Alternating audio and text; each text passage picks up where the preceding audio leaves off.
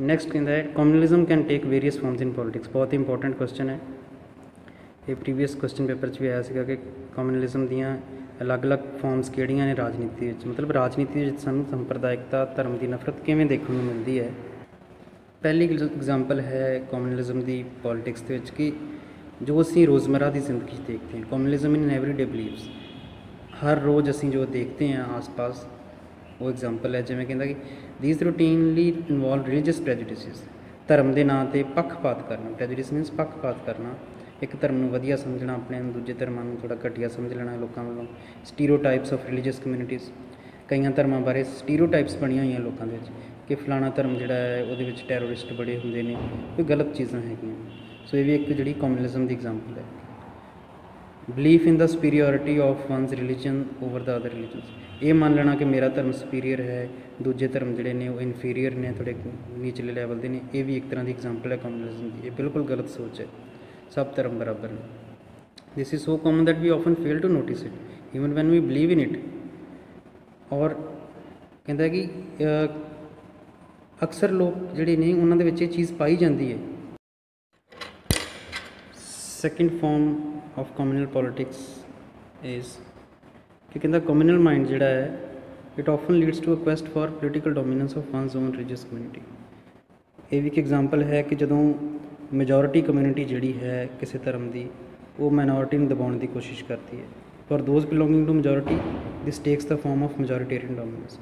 ਸੋ majority ਧਰਮ ਜਿਹੜਾ ਹੈ ਕਈ ਵਾਰੀ ਮਾਈਨੋਰਿਟੀ ਨੂੰ ਦਬਾਉਣ ਦੀ ਕੋਸ਼ਿਸ਼ ਕਰਦਾ ਹੈ, ਜੋ ਗਲਤ ਹੈ। For those belonging to minority it can take the form of a desire to form a separate units. ਔਰ ਜਿਹੜੇ ਮਾਈਨੋਰਿਟੀ ਵਾਲੇ ਨੇ ਉਹ ਜਦੋਂ ਜ਼ੁਲਮ ਸਹਿੰਦੇ ਨੇ ਤਾਂ ਉਹਨਾਂ ਦੇ ਅੰਦਰ ਇੱਕ ਡਿਜ਼ਾਇਰ, ਇੱਛਾ ਪੈਦਾ ਹੋ ਜਾਂਦੀ ਹੈ ਕਿ ਅਸੀਂ ਵੱਖਰਾ ਨੇਸ਼ਨ ਬਣਾ ਲੈਣਾ ਹੈ। ਸੋ ਇਹ ਸਾਰੀਆਂ ਐਗਜ਼ਾਮਪਲਸ ਨੇ ਕਮਿਊਨਲ ਪੋਲੀਟਿਕਸ ਦੀਆਂ।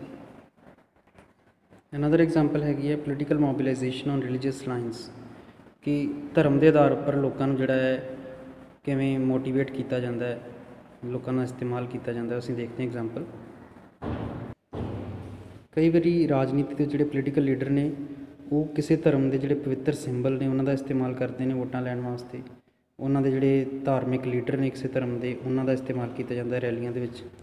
ਇਮੋਸ਼ਨਲ ਅਪੀਲ ਕੀਤੀ ਜਾਂਦੀ ਹੈ ਕਈਆਂ ਪਾਰਟੀਆਂ ਵੱਲੋਂ ਕਿ ਇਹ ਪਾਰਟੀ ਇਸ ਧਰਮ ਦੀ ਨੂੰ ਫੇਵਰ ਕਰਨ ਵਾਲੀ ਪਾਰਟੀ ਹੈ, ਇਹਨੂੰ ਵੋਟ ਪਾਓ। Plain fear in order to bring the followers of one religion together in the political arena. ਕਈ ਵਾਰੀ ਡਰਾਇਆ ਜਾਂਦਾ ਹੈ ਕਿਸੇ ਰਿਲੀਜਨ ਦੇ ਲੋਕਾਂ ਨੂੰ ਤਾਂ ਕਿ ਉਹਨਾਂ ਦਾ ਇਸਤੇਮਾਲ ਕੀਤਾ ਜਾ ਸਕੇ ਵੋਟਾਂ ਵਿੱਚ। ਸੋ ਇਲੈਕਟੋਰਲ ਪੋਲੀਟਿਕਸ ਦੇ ਵਿੱਚ, ਇਲੈਕਸ਼ਨਸ ਦੇ ਵਿੱਚ ਜਿਹੜਾ ਹੈ ਅਕਸਰ ਜਿਹੜਾ ਹੈ ਇਹ ਚੀਜ਼ਾਂ ਯੂਜ਼ ਕੀਤੀਆਂ ਜਾਂਦੀਆਂ ਨੇ। ਸੋ ਇਲੈਕਸ਼ਨਸ ਵਿੱਚ ਕਿਸੇ ਪਰਟੀਕੂਲਰ ਰਿਲੀਜਨ ਦੇ ਲੋਕਾਂ ਨੂੰ ਪ੍ਰੈਫਰ ਕੀਤਾ ਜਾਂਦਾ ਹੈ ਕਿ ਅਸੀਂ ਤੁਹਾਨੂੰ ਫੇਵਰ ਕਰਾਂਗੇ, ਤੁਸੀਂ ਸਾਨੂੰ ਵੋਟ ਪਾਓ। ਸੋ ਇੱਕ ਤਰ੍ਹਾਂ ਦੀ ਐਗਜ਼ਾਮਪਲਸ ਨੇ ਜੋ ਕਿ ਅਸੀਂ ਦੇਖਦੇ ਹਾਂ ਕਿ ਕਮਿਊਨਲਿਜ਼ਮ ਨੂੰ ਪੋਲੀਟਿਕਸ ਦੇ ਵਿੱਚ ਇਹਨਾਂ ਐਗਜ਼ਾਮਪਲਸ ਦੇ ਨਾਲ। ਨੈਕਸਟ ਫੋਰਥ ਐਗਜ਼ਾਮਪਲ ਹੈ ਕਹਿੰਦਾ ਕਿਉਂਕਿ ਕਈ ਵਾਰੀ ਕਮਿਊਨਲਿਜ਼ਮ ਜਿਹੜਾ ਹੈ, ਸੰਪਰਦਾਇਕਤਾ ਜਿਹੜੀ ਹੈ, ਧਰਮ ਦੀ ਨਫ਼ਰਤ ਜਾਂ ਧਰਮ ਦੀ ਰਾਜਨੀਤੀ ਜਿਹੜੀ ਹੈ ਇਹ ਆਪਣੀ ਅਗਲੀ ਫਾਰਮ ਲੈ ਲੈਂਦੀ ਹੈ, ਬਹੁਤ ਘਟੀਆ ਫਾਰਮ ਲੈ ਲੈਂਦੀ ਹੈ। ਕਿਹੜੀ ਫਾਰਮ ਹੈ? ਕਮਿਊਨਲ ਵਾਇਲੈਂਸ, ਧਰਮ ਦੇ ਨਾਂ 'ਤੇ ਨਫ਼ਰਤ, ਧਰਮ ਦੇ ਨਾਂ 'ਤੇ ਹਿੰਸਾ, ਧਰਮ ਦੇ ਨਾਂ 'ਤੇ ਕਤਲੇਆਮ ਕੀਤਾ ਜਾਂਦਾ ਹੈ। ਰਾਈਟਸ, ਦੰਗੇ ਹੋ ਜਾਂਦੇ ਨੇ, ਮਸੈਕਰ, ਬਹੁਤ ਜ਼ਿਆਦਾ ਬਲੱਡ ਸ਼ੈਡ ਕੀਤਾ ਜਾਂਦਾ ਹੈ। ਜਿਵੇਂ ਕਿ ਗੁਜਰਾਤ ਵਿੱਚ ਹੋਇਆ ਸੀਗਾ ਹਿੰਦੂ ਮੁਸਲਿਮ ਮਸੈਕਰਸ, ਜਿਵੇਂ ਕਿ ਦਿੱਲੀ ਦੇ ਵਿੱਚ ਹੋਇਆ ਸੀਗਾ, ਠੀਕ ਹੈ ਜੀ, 1984 ਦੇ ਵਿੱਚ ਐਂਟੀ ਸਿੱਖ ਮਸੈਕਰ ਹੋਇਆ ਸੀਗਾ। ਸੋ ਇਹ ਰਿਲੀਜਨ ਦੇ ਨਾਂ ਦੇ ਉੱਪਰ ਜਿਹੜੇ ਕਤਲੇਆਮ ਹੈ ਇਹ ਵੀ ਐਗਜ਼ਾਮਪਲ ਹੈਗੀ ਇਹਦੀ।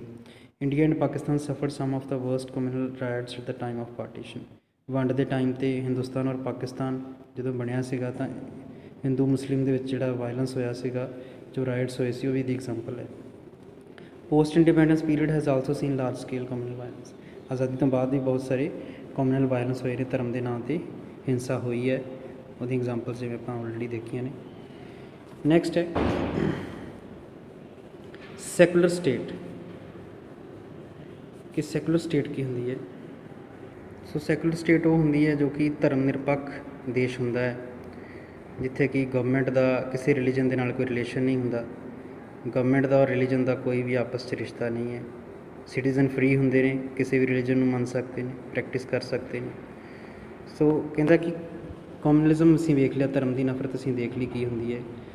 ਔਰ ਜਦੋਂ ਸਾਡਾ ਸੰਵਿਧਾਨ ਬਣਾਇਆ ਗਿਆ ਸੀਗਾ ਤਾਂ ਕੌਂਸਟੀਟਿਊਸ਼ਨ ਫਰੇਮਰਸ ਨੂੰ ਪਤਾ ਸੀ ਕਿ ਜੋ ਕਮਿਊਨਲਿਜ਼ਮ ਹੈ ਖਤਰਨਾਕ ਚੀਜ਼ ਹੈ ਹਿੰਦੁਸਤਾਨ ਵਾਸਤੇ। ਇਸ ਵਾਸਤੇ ਹੀ ਉਹਨਾਂ ਨੇ ਜਿਹੜਾ ਹੈ ਕਮਿਊਨਲਿਜ਼ਮ ਨੂੰ ਦੂਰ ਕਰਨ ਦੇ ਲਈ ਹਿੰਦੁਸਤਾਨ ਨੂੰ ਇੱਕ ਸੈਕੂਲਰ ਸਟੇਟ ਬਣਾਇਆ ਸੀਗਾ।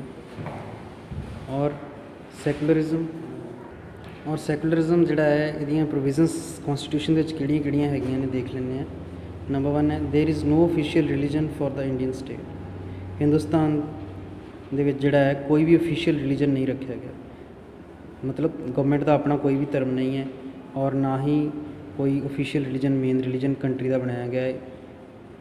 ਅਨਲਾਈਕ the status of Buddhism in Sri Lanka and that of Islam in Pakistan, Christianity in England, our constitution does not give a special status to any religion। ਸਾਡੇ ਦੇਸ਼ ਦੇ ਵਿੱਚ ਕਿਸੇ ਵੀ ਰਿਲੀਜਨ ਨੂੰ ਕੋਈ ਸਪੈਸ਼ਲ ਸਟੇਟਸ ਨਹੀਂ ਦਿੱਤਾ ਗਿਆ। ਇਹਦੇ ਉਲਟ ਕੁਛ ਐਗਜ਼ਾਮਪਲਸ ਨੇ। ਸ੍ਰੀਲੰਕਾ 'ਚ ਬੁੱਧਿਜ਼ਮ ਨੂੰ ਓਫੀਸ਼ੀਅਲ ਰਿਲੀਜਨ ਬਣਾਇਆ ਗਿਆ ਹੈ, ਪਾਕਿਸਤਾਨ 'ਚ ਇਸਲਾਮ ਮੇਨ ਰਿਲੀਜਨ ਹੈ, ਇੰਗਲੈਂਡ 'ਚ ਕ੍ਰਿਸਚੈਨਿਟੀ ਨੂੰ ਸਪੈਸ਼ਲ ਸਟੇਟਸ ਹੈ, ਲੇਕਿਨ ਹਿੰਦੁਸਤਾਨ 'ਚ ਕਿਸੇ ਵੀ ਰਿਲੀਜਨ ਨੂੰ ਸਪੈਸ਼ਲ ਸਟੇਟਸ ਨਹੀਂ ਹੈ। ਹਿੰਦੁਸਤਾਨ ਦੇ ਵਿੱਚ ਕੋਈ ਵੀ ਆਪਣਾ ਓਫੀਸ਼ੀਅਲ ਗਵਰਨਮੈਂਟ ਦਾ ਰਿਲੀਜਨ ਨਹੀਂ ਹੈ ਔਰ ਇਨਸਾਨ ਕਿਸੇ ਵੀ ਰਿਲੀਜਨ ਨੂੰ ਸਿਟੀਜ਼ਨ ਜਿਹੜਾ ਹੈ ਮੰਨ ਸਕਦਾ ਹੈ। ਸਾਰੇ ਰਿਲੀਜਨ ਇਕੁਅਲ ਨੇ। ਸੈਕੰਡ ਪ੍ਰੋਵੀਜ਼ਨ ਕੌਂਸਟੀਟਿਊਸ਼ਨ ਦੇ ਵਿੱਚ ਸੈਕੂਲਰਿਜ਼ਮ ਨੂੰ ਲੈ ਕੇ ਹੈ। Constitution provides to all individuals and communities freedom to profess, practice and propagate any religion. ਸੰਵਿਧਾਨ ਜਿਹੜਾ ਹੈ ਉਹਨੇ ਹਰ ਇੱਕ ਨਾਗਰਿਕ ਨੂੰ, ਹਰ ਇੱਕ ਕਮਿਊਨਿਟੀ ਨੂੰ ਫਰੀडम ਦਿੱਤੀ ਹੋਈ ਹੈ ਕਿ ਉਹ ਕਿਸੇ ਵੀ ਰਿਲੀਜਨ ਨੂੰ ਮੰਨ ਸਕਦੇ ਨੇ, ਉਹਦੀ ਪੂਜਾ ਕਰ ਸਕਦੇ ਨੇ ਔਰ ਉਸ ਰਿਲੀਜਨ ਦਾ ਪ੍ਰਚਾਰ ਕਰ ਸਕਦੇ ਨੇ। ਔਰ ਇਹ ਵੀ ਫਰੀडम ਹੈ ਕਿ ਅਗਰ ਕੋਈ ਚਾਹੇ ਤਾਂ ਉਹ ਨਾਸਤਿਕ ਵੀ ਰਹਿ ਸਕਦਾ ਹੈ। ਨਾਸਤਿਕ ਹੁੰਦਾ ਜਿਹੜਾ ਕਿਸੇ ਧਰਮ ਨੂੰ ਨਹੀਂ ਮੰਨਦਾ। ਥਰਡ ਪ੍ਰੋਵੀਜ਼ਨ ਕੀ ਹੈ? ਕੌਂਸਟੀਟਿਊਸ਼ਨ ਜਿਹੜਾ ਹੈ ਇਸ ਚੀਜ਼ ਦੀ ਮਨਾਹੀ ਕਰਦਾ ਹੈ ਕਿ ਕਿਸੇ ਵੀ ਧਰਮ ਦੇ ਨਾਲ ਕਿਸੇ ਵੀ ਤਰ੍ਹਾਂ ਦਾ ਕੋਈ ਵਿਤਕਰਾ ਨਹੀਂ ਹੋਏਗਾ। ਅਗਰ ਕੋਈ ਵਿਅਕਤੀ ਕਿਸੇ ਖਾਸ ਧਰਮ ਨੂੰ ਮੰਨਦਾ ਹੈ ਤਾਂ ਉਹਦੇ ਨਾਲ ਧਰਮ ਦੇ ਆਧਾਰ 'ਤੇ ਕੋਈ ਵਿਤਕਰਾ ਨਹੀਂ ਹੋਏਗਾ। ਫੋਰਥ ਪ੍ਰੋਵੀਜ਼ਨ ਕੀ ਹੈ ਕਿ ਜਿਹੜਾ ਕੌਂਸਟੀਟਿਊਸ਼ਨ ਹੈ ਇਹ ਗਵਰਨਮੈਂਟ ਨੂੰ ਅਲਾਓ ਕਰਦਾ ਹੈ ਕਿ ਕੁਛ ਖਾਸ ਮਾਮਲਿਆਂ ਦੇ ਵਿੱਚ ਸਰਕਾਰ ਧਰਮ ਵਿੱਚ ਦਖਲ ਵੀ ਦੇ ਸਕਦੀ ਹੈ। ਉਹ ਖਾਸ ਹਾਲਾਤ ਕਿਹੜੇ ਨੇ? To ensure equality within religious communities. For example it bans untouchability. ਅਗਰ ਕਿਸੇ ਧਰਮ ਦੇ ਵਿੱਚ ਲੋਕਾਂ ਦੀ ਇਕੁਐਲਿਟੀ ਦੇ ਖਿਲਾਫ ਕੋਈ ਪ੍ਰੋਵੀਜ਼ਨ ਹੈ ਤਾਂ ਉਸ ਚੀਜ਼ ਨੂੰ ਖਤਮ ਕਰਨ ਦੇ ਲਈ ਸਰਕਾਰ ਕਾਨੂੰਨ ਬਣਾ ਸਕਦੀ ਹੈ। ਫੋਰ ਐਗਜ਼ਾਮਪਲ ਜਿਵੇਂ ਕਿ ਹਿੰਦੂ ਰਿਲੀਜਨ ਦੇ ਵਿੱਚ ਪਹਿਲਾਂ ਅਨਟੱਚੇਬਿਲਿਟੀ ਚੱਲਦੀ ਸੀਗੀ, ਅਛੂਤ ਛਾਤ ਦਾ ਜਿਹੜਾ ਸੀਗਾ ਉਹ ਬੋਲਬਾਲਾ ਸੀਗਾ ਔਰ ਛੂਤ ਛਾਤ ਖਤਮ ਕਰਨ ਵਾਸਤੇ ਸਰਕਾਰ ਨੇ ਕਾਨੂੰਨ ਬਣਾ ਦਿੱਤਾ। ਇਸ ਤਰ੍ਹਾਂ ਗਵਰਨਮੈਂਟ ਜਿਹੜੀ ਹੈ ਕਿਸੇ ਰਿਲੀਜਨ 'ਚ ਇੰਟਰਫੇਅਰ ਕਰ ਸਕਦੀ ਹੈ ਬਰਾਬਰੀ ਦੇਣ ਵਾਸਤੇ। ਠੀਕ ਹੈ ਜੀ।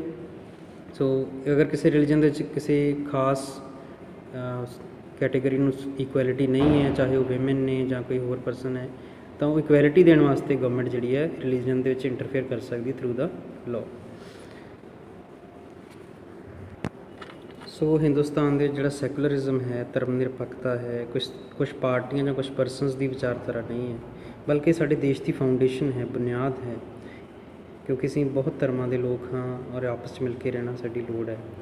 ਸੋ ਕਮਿਊਨਿਜ਼ਮ ਜਿਹੜਾ ਹੈ ਇੱਕ ਬਹੁਤ ਵੱਡਾ ਖਤਰਾ ਹੈ, ਥ੍ਰੈਟ ਹੈ, ਕੁਛ ਲੋਕਾਂ ਨੂੰ ਨਹੀਂ ਬਲਕਿ ਪੂਰੇ ਦੇਸ਼ ਨੂੰ, ਦੇਸ਼ ਵਾਸਤੇ ਹੀ ਖਤਰਾ ਹੈ। ਇਹਨੂੰ ਖਤਮ ਕਰਨ ਦੀ ਲੋੜ ਹੈ, ਧਰਮ ਦੀ ਨਫ਼ਰਤ ਨੂੰ। ਸੋ ਕਮਿਊਨਿਜ਼ਮ ਨੂੰ ਨਾਲ ਲੜਨ ਦੀ ਲੋੜ ਹੈ ਸਾਨੂੰ। ਸਾਡਾ ਸੰਵਿਧਾਨ ਇੱਕ ਸੈਕੂਲਰ ਸੰਵਿਧਾਨ ਹੈ, ਕਿਸੇ ਵੀ ਧਰਮ ਨੂੰ ਜਿਹੜਾ ਹੈ ਕੋਈ ਸਟੇਟਸ ਨਹੀਂ ਦਿੱਤਾ ਗਿਆ। ਲੇਕਿਨ ਕਹਿੰਦਾ ਇਕੱਲਾ ਸੰਵਿਧਾਨ ਬਣਾ ਦੇਣਾ ਕਾਫੀ ਨਹੀਂ ਹੈ ਕਮਿਊਨਿਜ਼ਮ ਦੇ ਨਾਲ ਲੜਨ ਲਈ।